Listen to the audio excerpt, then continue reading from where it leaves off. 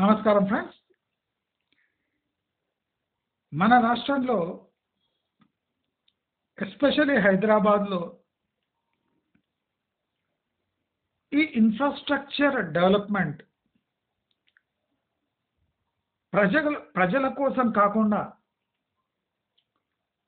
Politicians యొక్క జేబులు నిండడానికి మాత్రమే ఇవన్నీ కడుతున్నారు అనడానికి రీసెంట్గా వచ్చిన సర్వే రిపోర్ట్ ఒక ఎవిడెన్స్. భారతదేశంలో అత్యంత congested slow moving traffic cities ఒక సర్వే జరిగింది. ఈ సర్వేలో కోల్కతా మొదటి స్థానంలో నిలిచింది. కోల్కతా ఒక పాత నగరం, అత్యంత పాపులేషన్ ఉన్న నగరం. ఇన్ఫ్రాస్ట్రక్చర్ డెవలప్మెంట్ కావడానికి స్పేస్ లేని పోర్ట్ సిటీ గనక ఇక్కడ స్లో మూవింగ్ ట్రాఫిక్ ఉండడానికి కారణం ఇక్కడ ఉన్న పాత రోడ్లు,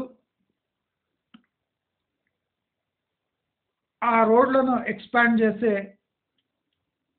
సౌలభ్యం లేక స్లో మూవింగ్ ట్రాఫిక్లో నంబర్ 1 స్థానంలో ఇండియాలో కోల్కతా నిలిచింది. నెక్స్ట్ బెంగళూరు. 3 సైడ్స్ నుంచి ల్యాండ్ లాక్డ్. ఇటు తమిళనాడు, అటు ఆంధ్రప్రదేశ్, ఇటు ఒక 2 సైడ్స్ కర్ణాటక ఉంది. కానీ అక్కడ ఎక్స్పాండ్ కావడానికి లేదా దాన్ని విస్తరించడానికి లాజిక్ లేకపోవడం కారణంగా బెంగళూరు 2 వైపులా విస్తరిస్తుంది. మూడో వైపు ఎక్కువ విస్తరిస్తే తమిళనాడు బార్డర్ వస్తున్నది. ఓన్లీ పైకి పోయే ఆస్కారం ఉంది, అంటే నార్త్ కర్ణాటక వైపు. కానీ అక్కడ ఫీజిబిలిటీ లేని కారణంగా బెంగళూరు అటువైపు విస్తరించలేకపోతున్నది. కనుక ఈ స్లో మూవింగ్ ట్రాఫిక్ కూడా బెంగళూరు యొక్క విస్తీర్ణము, కంజెషన్కి, బెంగళూరుకు ఉన్న బార్డర్స్కి చాలా సంబంధం ఉంది. బెంగళూరు 2వ స్థానంలో ఉంది. పూణే 3వ స్థానంలో ఉంది. పూణే ముంబైకి కాకుండా సౌత్ ఇండియా నుంచి, ఈ ఈస్ట్ ఇండియా నుంచి వచ్చే ట్రాఫిక్ మొత్తం వయా పూనా వస్తుంది. కనుక ఈ పూనాలో బైపాస్లు ఉన్న పూనా, ముంబై ఈ 2 జంట నగరాలకు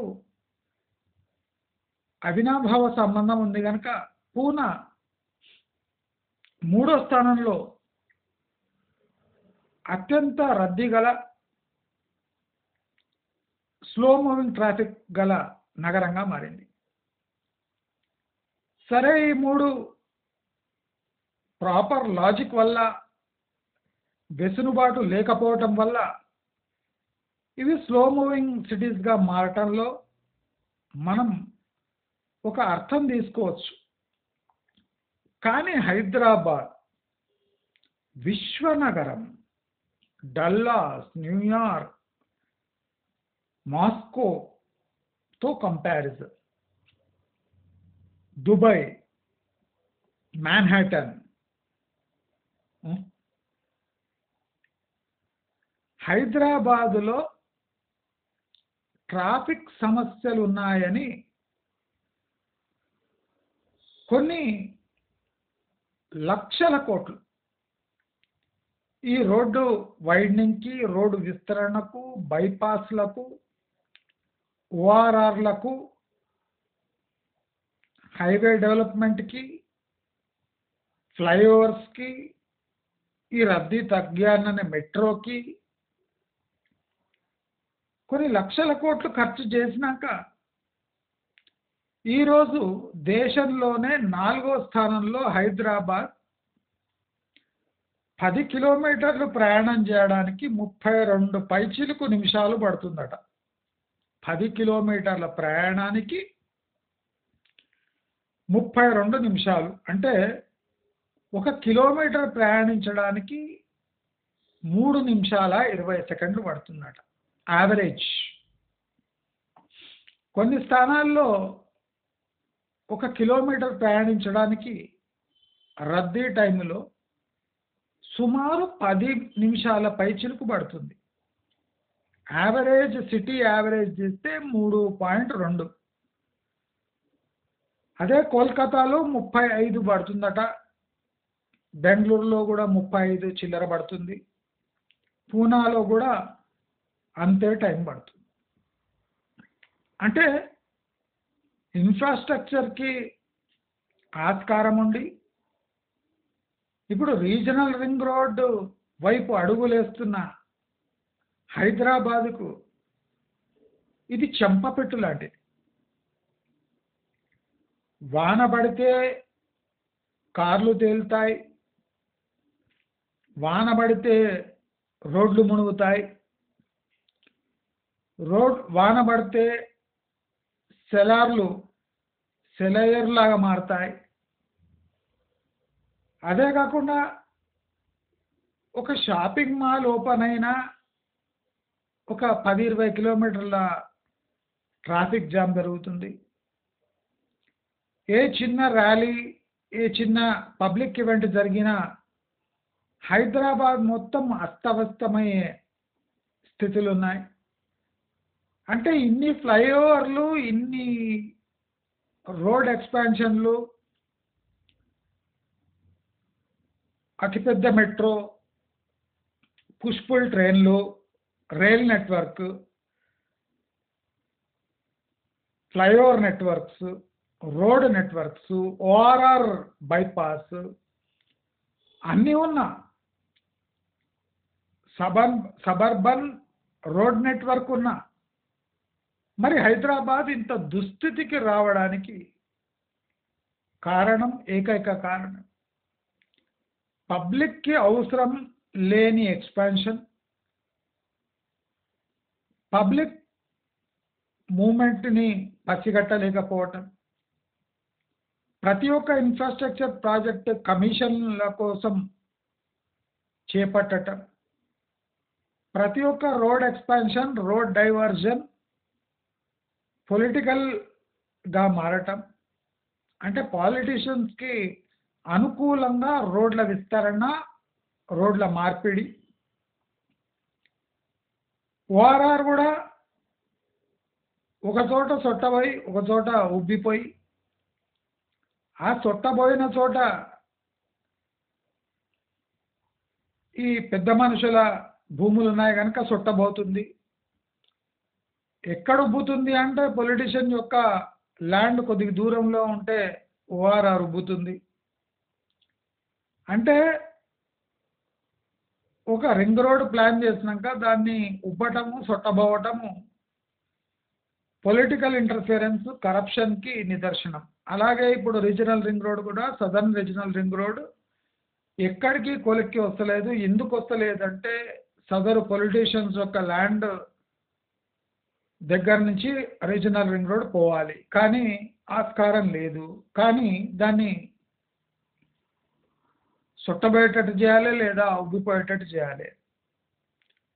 అంటే హైదరాబాదులో ఇన్ని లక్షల కోట్లు ఖర్చు చేసి ప్రజా ధనాన్ని దుర్వినియోగం చేసి సో కాల్డ్ ఇన్ఫ్రాస్ట్రక్చర్ ప్రాజెక్ట్స్ నెలకొల్పిన హైదరాబాద్కి దక్కాల్సిన అపఖ్యాతి దక్కనే దక్కింది. దీంట్లో కొసమరపు చూడండి, ఇప్పుడు వెస్ట్ హైదరాబాదులో ఏ హైరైజ్ కూడా ఫుల్ ఆక్యుపెన్సీ లేదు, 10% సేల్స్ మాత్రమే ఉంది. ఇక్కడ ఫుల్ ఆక్యుపెన్సీ అయితే ఇక్కడ ట్రాఫిక్ రద్దీ ఎలా ఉంటుంది? ఒక్క గేటెడ్ కమ్యూనిటీలో 1500 కార్ల పార్కింగ్ ఎలా ఉండబోతుంది? ఎంట్రీ ఎగ్జిట్ ఎలా ఉండబోతుంది? ఇదంతా మనకు ముందే కండకు కట్టినట్టు అడ్వాన్స్ వార్నింగ్ ఇస్తున్నా. మన వంశీరామ్ బిల్డర్ ఒక ఇంటర్వ్యూ చూస్తే నవ్వొచ్చింది. బిల్డింగ్లు చూసి సిటీ యొక్క ఖ్యాతి పెరుగుతుందట. సిటీ యొక్క ఖ్యాతి పెరిగి ఏం లాభం? అక్కడ నివసించే మూల నివాసుల జీవితాలు బాగా పడనంత కారణం ఈ సిటీ ఎంత ఎక్స్పాండ్ అయినా, వర్టికల్ ఎక్స్పాన్షన్ అయినా, హారిజాంటల్ ఎక్స్పాన్షన్ అయినా, హైదరాబాద్ మూల నివాసుల యొక్క జీవితాలు బాగుపడలేదు అంటే దీనికి అర్థం లేదు అని ఈ రీసెంట్ సర్వే చెప్పింది, స్పష్టంగా చెప్పింది. 10 కిలోమీటర్లు ప్రయాణించడానికి 32 నిమిషాలు పడుతుంది అంటే కిలోమీటర్కి 3.5 నిమిషాలు. అంటే ఇది ఒక గ్లోబల్ సిటీ యొక్క స్టాండర్డ్ తెలియజేస్తుంది. ఈ యొక్క చిన్న సర్వేని పట్టుకొని ఇప్పుడు పొలిటీషియన్స్ జేబులు నింపుకోవడానికి చూడండి మేము ఇన్ని రోడ్లు కట్టినా అది స్లోయెస్ట్ మూవింగ్ సిటీగా మన హైదరాబాద్ ఉంది కనుక మేము విచ్చలవిడిగా ఇంకా రోడ్డు ప్రాజెక్టులు కట్టి సొమ్ము చేసుకుంటామని త్వరలోనే ఒక అనౌన్స్మెంట్ వస్తుంది చూడండి. దయచేసి అందరూ అర్థం చేసుకోవాలి.